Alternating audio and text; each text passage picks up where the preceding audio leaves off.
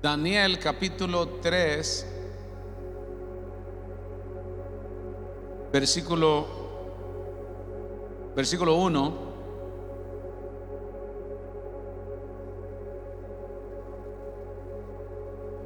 El rey Nabucodonosor hizo una estatua de oro cuya altura era de 60 codos y su anchura de 6 codos.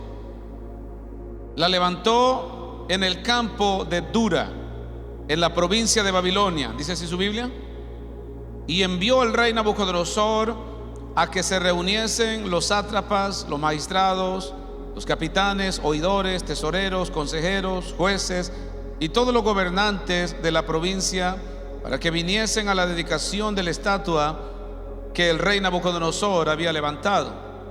Fueron pues reunidos los sátrapas, magistrados, capitanes, oidores, tesoreros, consejeros, jueces y todos los gobernadores de la provincia a la dedicación de la estatua que el rey Nabucodonosor había levantado.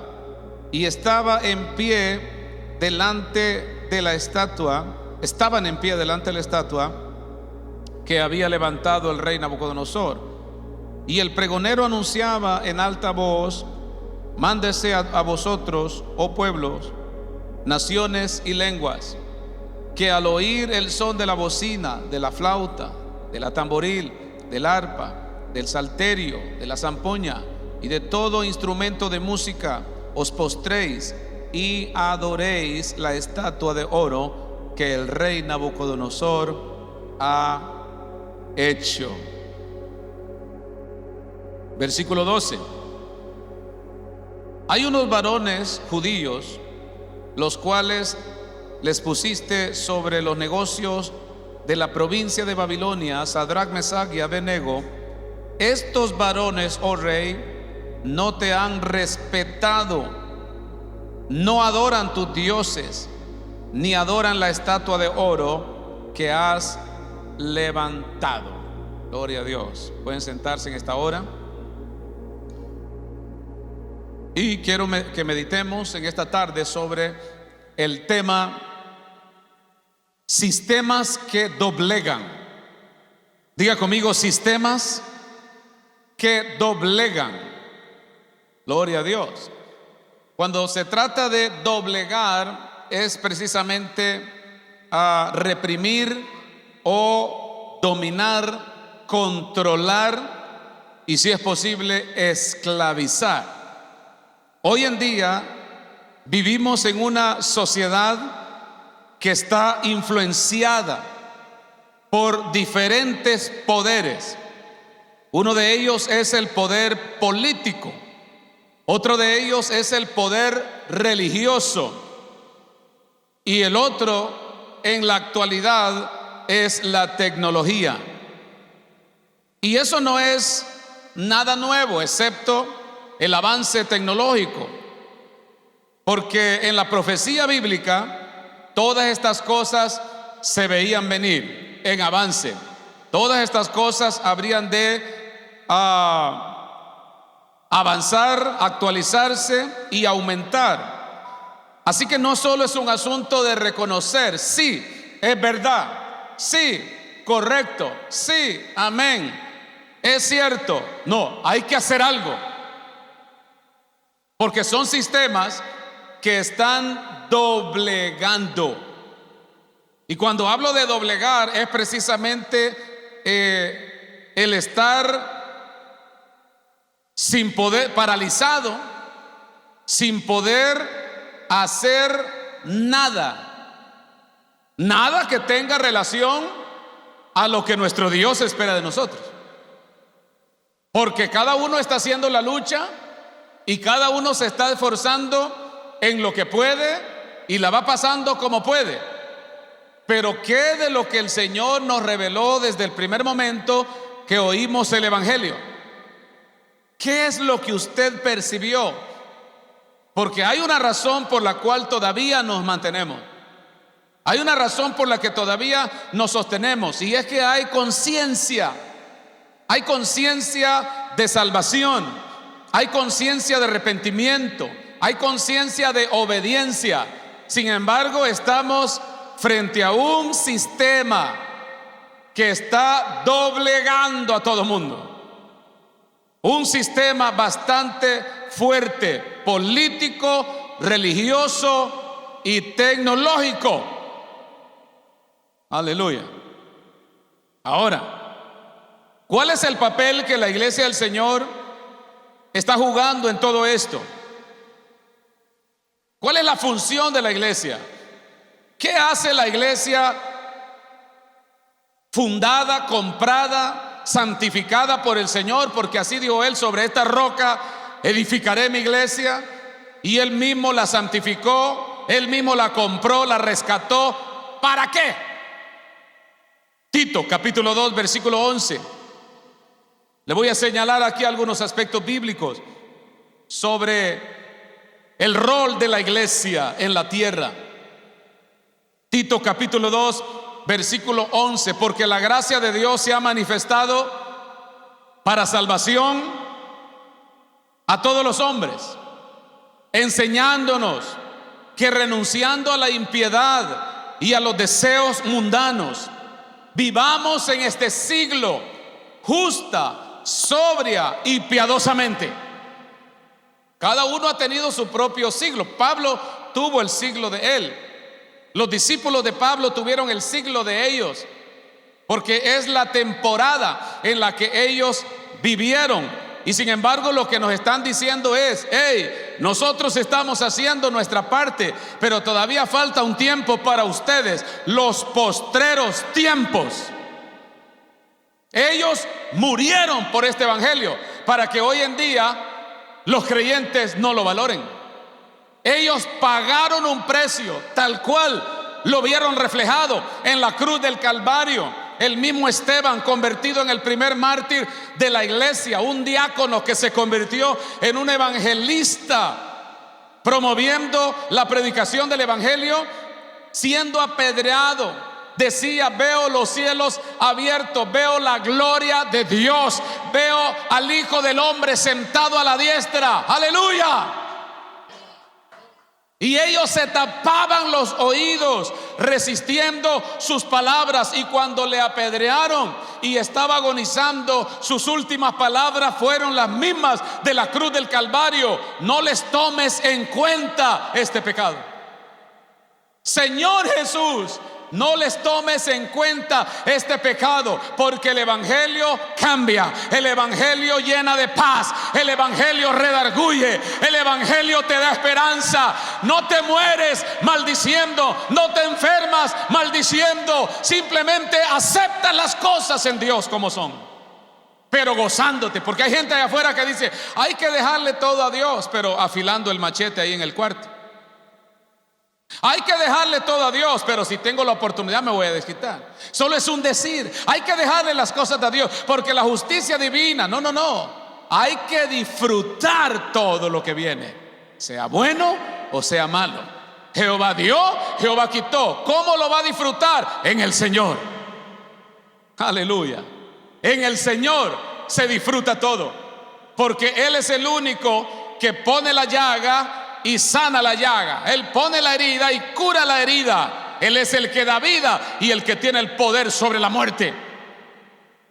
Así que el rol de la iglesia es entender el favor inmerecido de la gracia y hacer uso de esa gracia para hacer la diferencia. Porque si no estamos haciendo la diferencia, este sistema nos va a doblegar y lo va a convencer. A nuestros hijos los están convenciendo en las escuelas que es una pérdida de tiempo venir a la iglesia. Los están convenciendo, y por eso es que usted los mira todo irritados, y desde chiquitos se le ponen al brinco. Aleluya. Desde chiquitos. Y aquí vamos, otra vez, no quiero, dame el celular, no quiero. Y lo que quiere es encerrarse en el cuarto con su celular a mirar los muñequitos, o a mirar a ver qué cosas, porque ahí hay de todo. Amén. Sí, nosotros descubrimos una niñita adolescente como de 8 o 7 años. Sí, ¿sabe qué es lo que miraba? A los Z miraba, que descuartizaba. A ver dónde había ese canal. Esos canales son prohibidos. Pero a ver dónde había hallado la clave y la configuración, y había entrado y en vivo, cortando en la cabeza a la gente. ¿Cómo? ¿Dónde? 8 años se encerraba para mirar todo eso. Mire. ¿Y dónde estaban los padres? Orando en el templo, hermano. ¿Dónde estaban los padres? Leyendo la Biblia. Sí, uno se cuida, pero también sus hijos. Hay que rodearlos a ellos. Aleluya. Yo tengo una responsabilidad como padre, mi esposa como madre, mis hijos, ellos tienen su propia responsabilidad. Pero cuando yo hago mis oraciones, lo primero que le digo: Señor, santifica a mi esposa, santifica a mis hijos y santifica a la iglesia. Aleluya. Santifica a su pueblo, cúbrelos con tu presencia, porque hay que tener carga. La gracia de Dios se manifestó para salvación a todos los hombres. ¿Y qué fue lo que nos enseñó la gracia? No a vivir una desgracia, sino a disfrutar un evangelio diferente. Nos enseñó a renunciar a los deseos mundanos. La gracia nos enseñó a eso, la misericordia, el perdón de Dios, que podíamos ser salvos, que podíamos ser perdonados, no importa qué tan malos fuésemos. Y ahora vivir una vida diferente. Gloria a Dios. ¿Cuál es el segundo rol de la iglesia en esta tierra? Diga conmigo: hay que buscar niveles de oración. 1 Timoteo 2:1. Usted no puede estar orando solamente por las papas fritas que va a comer en la tarde. Busque niveles de oración, porque su oración es escuchada por Dios. Si Dios le provee, hermano, si Dios le provee para una necesidad personal a usted, ¿cómo no le va a proveer? ¿Cómo no le va a escuchar para cambiar una reforma en la ley migratoria? Amén. ¿Qué dice 1 Timoteo capítulo 2 versículo 1? Os exhorto ante todo a que se hagan oraciones, que se hagan rogativas, que se hagan peticiones. Versículo 2, versículo 3, a orar desde otro nivel. No solamente por la casa, por la comida, por el trabajo, por la salud, sino por los que están en eminencia, por aquellos que tienen una posición alta de honor, porque los países necesitan vivir sosegadamente. Dice: para que haya paz, para que haya piedad. Amén. ¿Qué es lo primero que aparece en las guerras? Por muy malo que sea un país, ¿qué es lo primero que aparecen? Los cadáveres de los niños. Amén. Y el poder político tiene justificado todo eso, y usted no se va a meter ahí. Usted y yo no nos vamos a meter ahí. Pero hay un Dios que pone reyes y quita reyes. Pero es como que Él dijera: no me oran, no me piden, no me buscan. Toda la preocupación es el diario vivir. Toda la preocupación es el pago de la aseguranza. Toda la preocupación es el pago de la luz. Toda la preocupación son los zapatos de la niña, el vestido. Toda la preocupación es qué beberemos, qué comeremos y qué vestiremos. Y Él dice: no, clámame por aquellas cosas que no conoces, pero que yo conozco. ¿Cómo resolver lo difícil, lo complicado? Aleluya. Nos exhorta, Pablo nos exhorta, nos hace un llamado, nos pone una carga. Lo que él está diciendo es: Dios está para oírlos a ustedes, porque ustedes tienen un compromiso con Él y Él con ustedes. Si ustedes son sus hijos, Él es su padre, y cuando un hijo pide, el padre contesta. Entienda el privilegio que hay, el haber conocido este glorioso evangelio. No viva una vida de rutina. No deje pasar el tiempo solo por pasar. Hay que aprovecharlo al máximo. Aleluya. Diga: sistemas que doblegan. Ya usted se sabe la historia de Sadrach, Mesach y Abednego. ¿Para qué se la voy a contar? Yo le estoy hablando de otras estatuas. Y le estoy hablando de otros poderíos en nuestra actualidad. Eso lo vivió Daniel, eso lo vivieron los 3 hebreos, los que fueron lanzados al horno de fuego y salieron ilesos. Eso fue ellos. Lo nuestro es otro fuego. Lo nuestro es otro asunto. La iglesia del Señor tiene un rol muy importante y el diablo no quiere que usted lo sepa. Primero de Pedro capítulo 2 versículo 9. Oiga esta descripción del apóstol Pedro. Primero de Pedro capítulo 2 verso 9. Mas vosotros sois linaje escogido. ¿Qué más? Real sacerdocio. ¿Qué más? Nación santa. ¿Qué más? Pueblo adquirido por Dios. ¿Para qué? Para que anunciéis las virtudes de aquel que os llamó de las tinieblas. Aleluya. ¿Cómo es la luz de nuestro Dios? Admirable, indescriptible, preciosa. Aleluya. ¿Dónde estábamos nosotros? En la oscuridad, porque pecado es oscuridad, pecado es tiniebla, pecado es tristeza, pecado es dolor, pecado es angustia, pecado es desesperación. Pero paz y perdón es luz. Es luz. Es una luz admirable. La gente lo mira a usted, la gente lo oye y dicen: usted no es la misma persona. Usted se ve diferente, usted se oye diferente. Su testimonio, aleluya, es admirable porque hay una luz donde el Señor lo sacó. Así que escogidos como un linaje propio de Él, como un sacerdocio real, como una nación santa, como un pueblo adquirido por Dios. Todo esto nació en el día de Pentecostés, porque estas mismas descripciones las tiene Israel cuando salió de Egipto. Y estando allá en el Sinaí, recibieron los mandamientos, estatutos y decretos. Y ahí Israel fue constituido un pueblo santo para Dios. Y Dios les dijo: sed santos porque yo soy santo. Y por eso les dio leyes, les dio estatutos, decretos. Nadie más tenía esas leyes porque era un pueblo selecto. Israel no tenía rey, Dios era su rey. Qué privilegio más grande. Oían la voz directa de parte de Dios. Tenían una palabra directa de parte de Dios porque ellos eran su pueblo. Y sin embargo, vea todas las dificultades en el camino. ¿Por qué están escritas todas las cosas en el Antiguo Testamento? Para todos los que aparecimos en el Nuevo Testamento, como un ejemplo. ¿Qué hace Dios cuando es rechazado? ¿Qué hace Dios cuando su pueblo se fastidia de Él? ¿Qué hace Dios cuando su pueblo se aleja? ¿Qué hace Dios? Allá hallamos a un Israel pródigo. Hoy en día hallamos a una iglesia conocida como la Odisea de este siglo.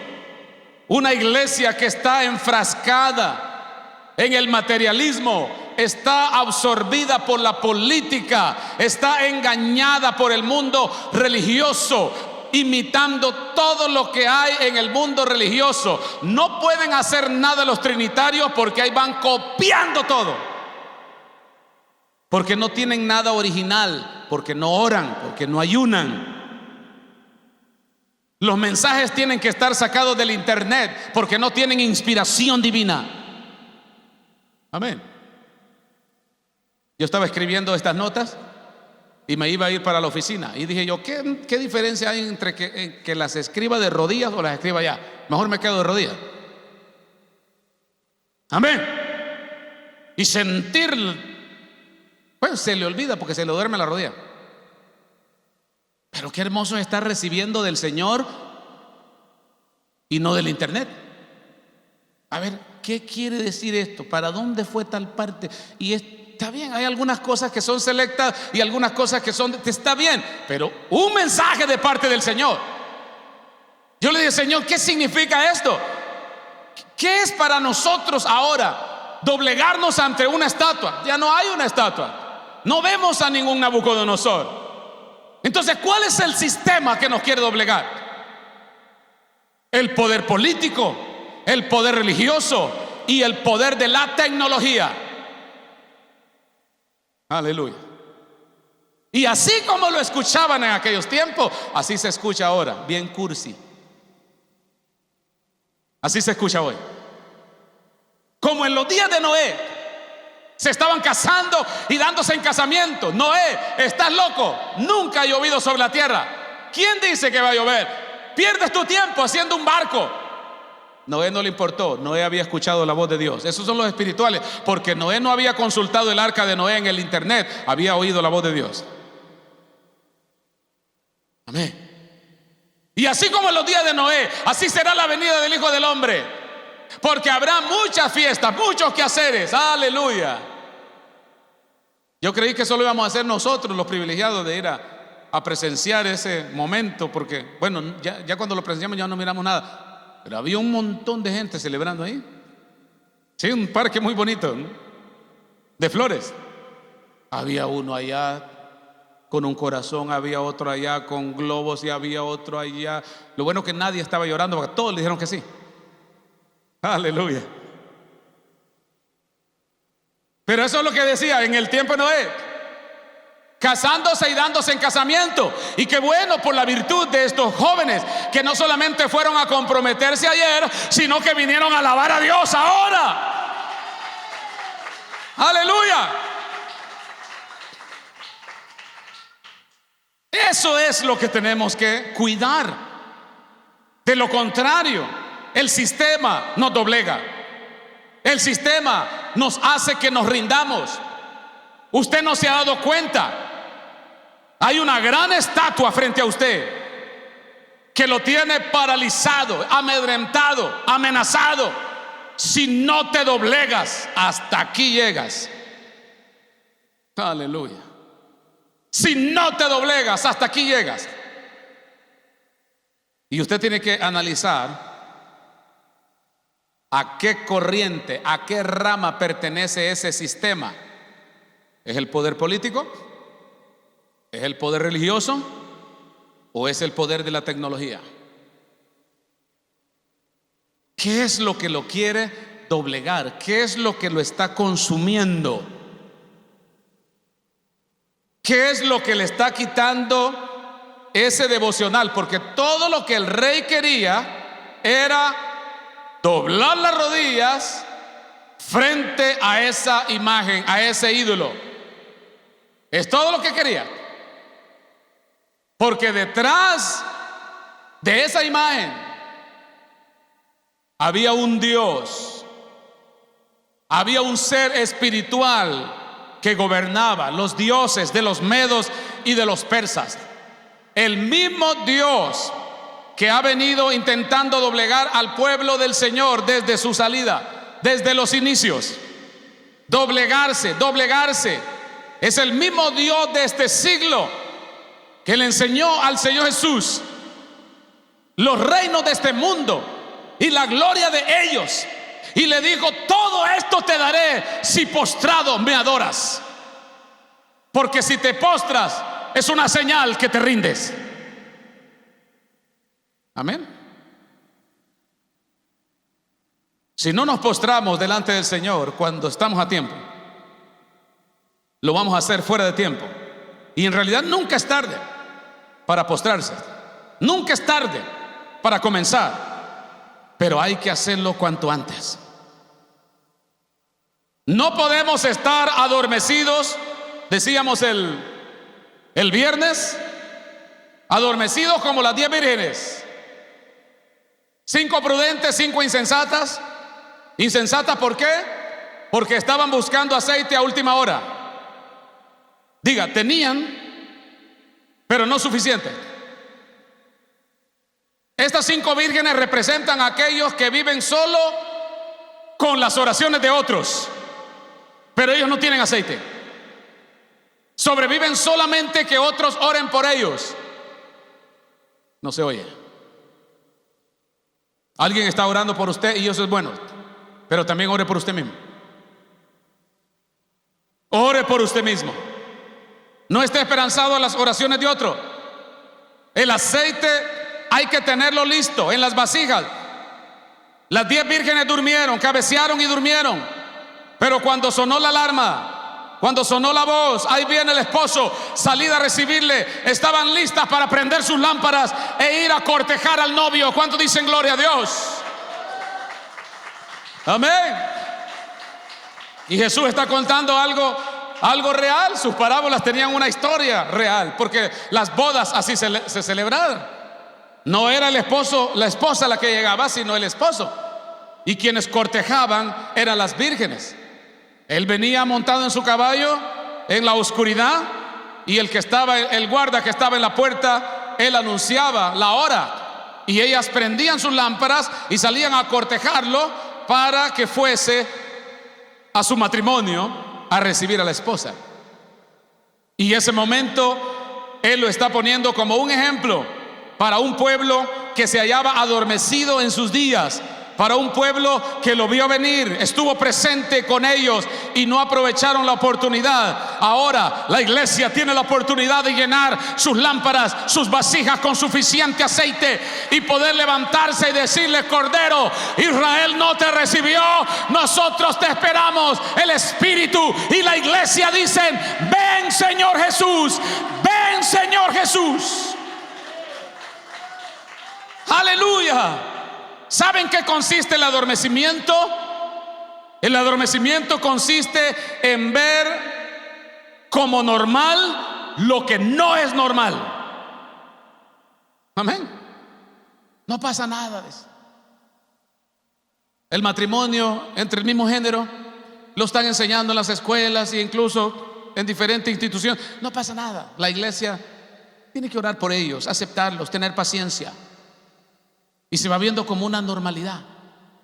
Ya usted entra a la tienda y ve a 2 personas del mismo género, y hay unas tiendas que tienen la entrada para hombres y mujeres, solo porque el individuo ya no es hombre, sino que es del mismo género, y entran ahí mismo. Dice: no, normal, no pasa nada. Y ahí usted ve salir al hombre convertido en mujer. Buenos días, buenas tardes. Normal. Eso no es normal. Esa es una estatua que nos quiere ver doblegados y como iglesia debilitados, y que estas cosas simplemente no se hablen de una forma despectiva. Pero cuando usted lee la Biblia no hay otra cosa. 1 Corintios capítulo 6 versículo 11 en adelante, el apóstol Pablo está describiendo a los corintios como gente que se hallaba en medio de una oscuridad y un mundo perverso. Pero ¿de dónde lo sacó el Señor? De ese mismo ambiente de gente que tenía confusión en sus mentes, no porque hubiesen nacido así, sino que son demonios, son espíritus inmundos que vienen a degenerar la imagen de Dios en la persona. Aleluya.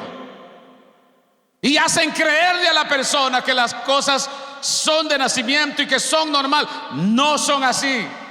Por eso la Biblia condena rotundamente esto. Tanto los homosexuales, tanto como aquellos que tienen esa tendencia, los condena rotundamente. Eso no es un asunto de este tiempo. Eso viene desde Sodoma y Gomorra, y por eso Dios destruyó esas 2 ciudades. Aleluya. Hay que predicar el evangelio, pero hay que hacer más fuerza por medio de la oración y por el estilo de vida, porque entre menos la iglesia deja de pecar, el reino avanza. Entre menos peca la iglesia. Y el asunto es de que entre menos ora, más peca. Y entre más peca, menos ora. ¿Qué tiene que ver la oración a todo eso? Miren los demonios si no les interesa. Todo esto te daré si postrado me adorarás. Mire si no les interesa. Ellos saben que hay un resultado. Ellos saben que hay una entrega, una rendición cuando el alma se doblega. Por eso cuando Filipenses habla de la exaltación del Señor Jesús, menciona al único Porque él le dice al diablo: al Señor tu Dios adorarás y a él solo servirás. No, no, no, conmigo no puedes. Él conocía la palabra. Sadrac, Mesach y Abednego conocían la palabra. Balaán no. Balaán era un hechicero, un espíritu que tenía un espíritu pitonizo como adivino, y ese espíritu se manifestaba a veces a favor de Dios y a veces no. Y uno de los reyes enemigos lo compró, le ofreció dinero para ir a maldecir al pueblo de Dios. Y Dios le había prometido a Abraham: los que te bendigan serán bendecidos y los que te maldigan serán maldecidos. Bien es cierto que Israel se encuentra en una ceguera espiritual ahora, pero uno no puede maldecir a Israel, porque Israel sigue siendo el pueblo de Dios. Nosotros solo somos un injerto del olivo, dice el apóstol Pablo. No se olviden de eso. Solo somos injertados. El olivo son ellos. Pero ellos se hallan en una ceguera espiritual porque el Señor vino a lo suyo y los suyos no le recibieron. Pero la iglesia recibió su nombre. La iglesia fue bautizada en su nombre. Y a la iglesia se le ha dado ahora el derecho legal de ser llamados sus hijos. Aleluya. Hay muchos que hablan despectivamente de Israel. Sin embargo, Dios le dice a Balaán: no, no, no, Israel no se maldice. A tal grado que hasta tuvo que usar una bestia de carga, una burra, una asna, para hablar por medio del animal, porque se hallaba trastornado con un espíritu de adivinación. Esto no es un asunto de sentir una corazonada o pretender saber y que algo va a pasar, que algo va a suceder. No, hay que leer la palabra y hay que buscar al Señor en oración y hay que ver dónde verdaderamente se halla la opresión. Aleluya. Salimos del adormecimiento para entender esto. La política tiene su propio camino y ellos no están interesados en estorbar el pecado. Ellos no están pensando en eso. Ellos no están interesados en que las personas dejen de pecar. Ellos no están interesados en detener la depravación del carácter del hombre, porque ellos no tienen el poder para eso. Venden sus campañas políticas intentando presentar una identidad con Dios y todo eso, pero al final del día ellos no tienen el poder para lograrlo. Solo hay uno que va a traer la paz al mundo, y es el príncipe de paz. Solo hay uno que tiene el poder para atar al diablo por 1000 años y brindarle paz a la humanidad: el Señor Jesucristo. Todas esas cosas, iglesia, todas esas cosas son una promesa para usted y para mí, para la iglesia del Señor. ¿Cuántos dicen amén? Aleluya.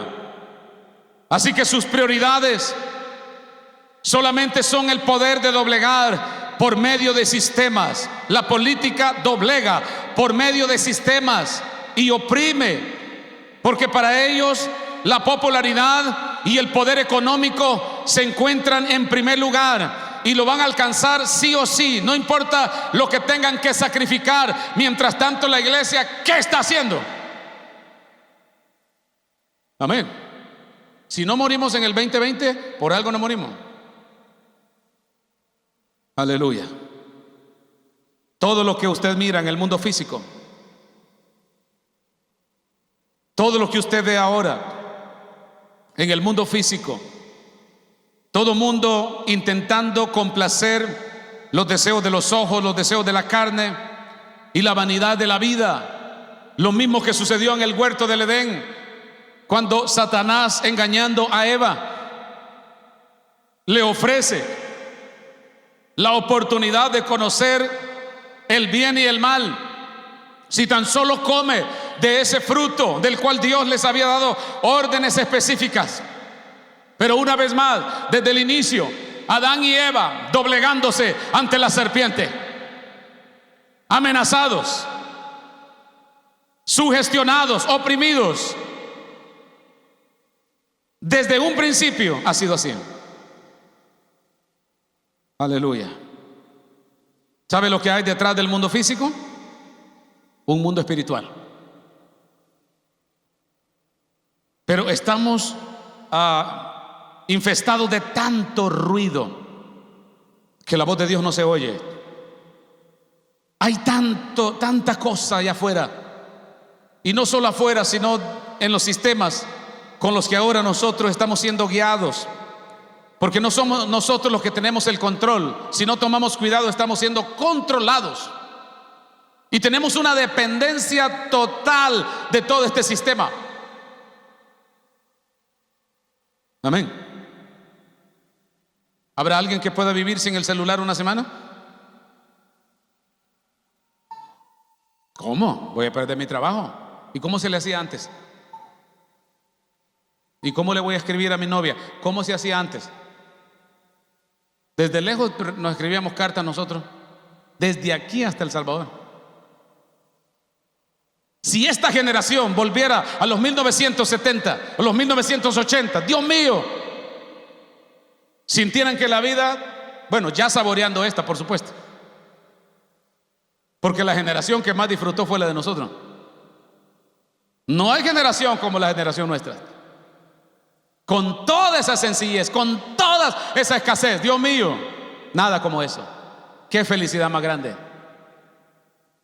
Nada como eso. Yo no puedo mirar todo el avance a mis 50 años de edad, pero yo me recuerdo, esos tiempos no van a volver. Pero qué privilegio haberlos vivido, haber tenido un momento para compartir. Aleluya. En esa época los jóvenes se frustraban más viejos. Ahora se frustran más jóvenes. 8, 9 años tienen y andan hablando de estrés. 8, 9 años y tienen estrés, tienen ansiedad. Es que padece de ansiedad. ¿Y cuántos años tiene? 6. Dios mío. ¿Ansiedad de qué? ¿Y qué le preocupa? Porque la ansiedad es lo que viene mañana, pues. Dice, no, todo lo que tiene que estudiar, ya se está imaginando la universidad. Tiene 6 años, que termine el segundo grado. ¿A cuánto va el segundo grado? ¿Pero qué es lo que oye? Conversaciones es lo que oye, programas de televisión, redes sociales es lo que escucha. Los Simpsons la están educando, y todo lo que escucha es eso, problemas de adultos, problemas de una sociedad. Le ponen la noticia. No le pongan noticias a los niños, no le pongan cosas frustrantes. Mamá, ¿y si vienen a tocar la puerta, abro o no abro? No le meta miedo. Ya sabe que hay regla, ¿verdad? Pero no le diga, ahí andan buscando unos señores, si aparecen por ahí, cierren la ventana. No le meta miedo. Hay que confiar en el Señor. Enséñele a sus hijos a orar. Amén. Todavía recuerdo los primeros años de nuestros 3 hijos, donde ellos recordaban que en sus síntomas de enfermedad hay un poder en la oración que sana. ¿Hay niños de esos todavía? Que hay un poder sanador. ¿La Zoe lo cree todavía? Amén. Si está enferma, ora por mí, mamá. Ore por mí. Mateito, ¿lo cree? ¿Sí? ¿Está enfermo? Ore por mí, mamá. Y quizás el papá dudando, llevémoslo al hospital. No, oren por mí. Porque él escucha que hay poder en la oración. Escucha que hay un Dios de milagros. ¿Cuántos dicen amén? Y sí, la medicina funciona, pero hay cosas que la medicina no puede resolver. Hay diagnósticos que el médico no los va a hallar, pero hay un Dios de poder. Toda rodilla se doblará y toda lengua confesará que Jesucristo es el Señor, el soberano, el que gobierna sobre todos los reyes. Aleluya. Hay 3 jóvenes judíos que no quieren postrarse. Ya sonaron todos los instrumentos. Mire todo lo que había, los instrumentos que había. O sea, aquí a nosotros nos falta todavía. Amén. No sabemos ni qué es la zampoña, pero allá había de todo. Instrumento de cuerda, instrumento de viento, trompeta y todo eso. Instrumento de percusión. Había de todo. Cuando suenen todos estos instrumentos y yo no vea que se arrodillan, ahí no era algo que usted se iba a ganar un regañito y qué le pasó y amén. Porque hay algunos que dicen, no vine al culto hoy, pero no me va a decir nada. Amén. Qué bueno por aquellos que avisan que no va a venir al culto. Pasan la nota. ¿Y para qué le voy a decir? Porque usted es importante aquí. Porque usted pertenece a una comunidad de fe. Porque usted es oveja. Y usted pertenece a un rebaño. Porque usted es miembro de la familia de la fe. Amén. Es importante. Y siempre haga saber lo que está pasando. Cualquier cosa que se pueda hacer, algo se va a hacer. Aleluya. Pero no vaya a buscar ayuda a Babilonia, venga a buscar a Filadelfia. Aleluya. Allá en Babilonia están las estatuas. Allá están los dioses paganos. Aquí está el Dios todopoderoso, el Dios único y verdadero, Jesucristo. ¿Cuántos dicen amén? Aleluya. Hay varias cosas que tengo aquí, pero vamos a continuar en el nombre de Jesús. Póngase de pie. Nos falta el poder religioso y el poder de la tecnología. Hoy en día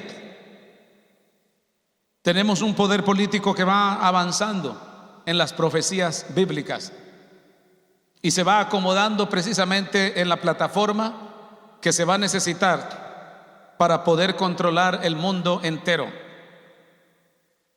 Así que recuerde siempre esto: Dios no necesita tecnología. Diga, Dios no necesita tecnología.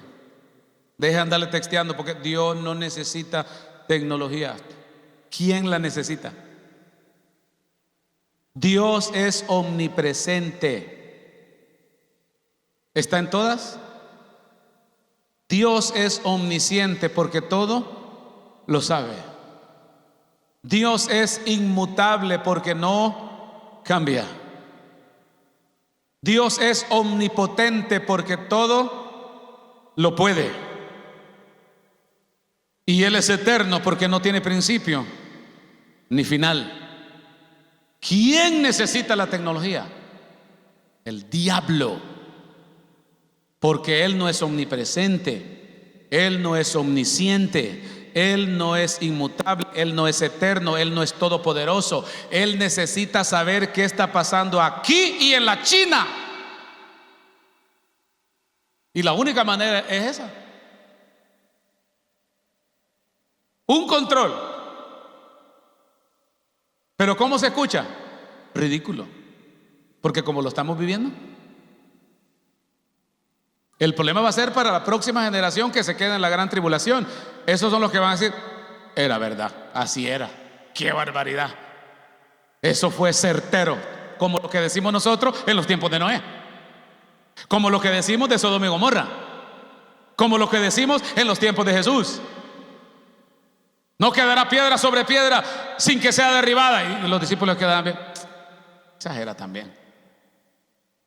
¿Quién va a destruir esto? Es una belleza. ¿Quién se va a meter aquí? Israel.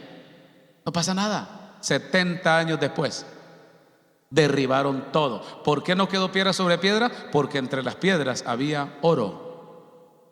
Así que lo deshicieron todo para sacar todo el oro.